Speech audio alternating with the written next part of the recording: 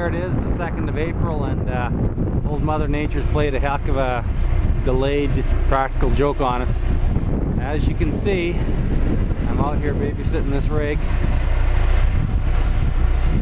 and it is snowing like a sum gun. This all came in here last night, middle of the night. Road conditions were just brutal. It usually takes me about half an hour to get in here. It took me almost an hour this morning. So,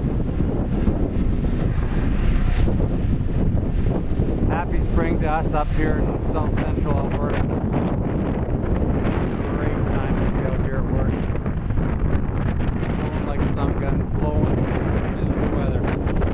Oh well, you gotta love the oil patch, you gotta love Alberta. Later guys.